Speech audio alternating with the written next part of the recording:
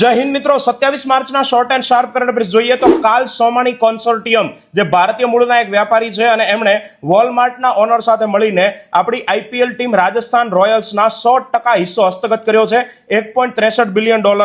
43 વર્ષ બાદ યુગાન્ડાના કિડેપો નેશનલ પાર્કમાં બે દક્ષિણ સફેદ ગેંડાઓને જંગલમાં મુક્ત કરવામાં આવેલા છે. એશિયાની અંદર ગ્રેટર વન હોર્નેડ, જાવન અને સુમાત્રા એમ 3 ગેંડાની પ્રજાતિ અને આફ્રિકામાં બ્લેક એન્ડ વ્હાઇટમાં 2, નોર્ધન અને સાઉધર્ન એમ 2 પેટા પ્રજાતિ જોવા મળે છે. ઓસ્ટ્રેલિયામાં કાકાડુ યુદ્ધાભ્યાસ જે એક નેવલ એટલે કે નેવીનો યુદ્ધાભ્યાસ છે 1993 થી એ યોજાય છે અને દર 2 વર્ષે યોજાય છે. તાજેતરમાં એની અંદર 18 યુદ્ધ જહાજોએ ભાગ લીધો. ભારતે પણ એમાં ભાગ લીધો હતો.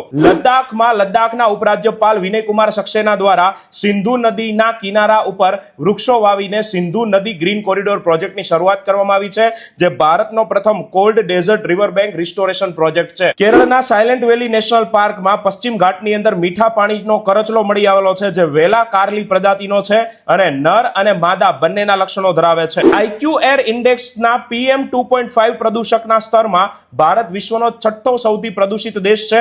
ભારતમાં વાર્ષિક સરેરાશ PM 2.5 ની સાંદ્રતા 48.9 માઇક્રોગ્રામ પર મીટર ક્યુબ એટલે કે ઘન મીટર હોય છે અને પાકિસ્તાન આમાં પ્રથમ ક્રમાંક ઉપર છે. પશ્ચિમ એશિયાના સંકટ માટે વડાપ્રધાને સંભવિત લાંબા ગાળાની અસરને સામનો કરવા માટે 7 કમિટીની રચનાની જાહેરાત કરી છે અને ઝૂઓલોજિકલ સર્વે ઓફ ઇન્ડિયા દ્વારા મહારાષ્ટ્રના પુણેમાં નિયોલોબોપ્ટેરા પેનિન્સુલારિસ નામના વંદાની નવી પ્રજાતિ મળી આવેલી છે.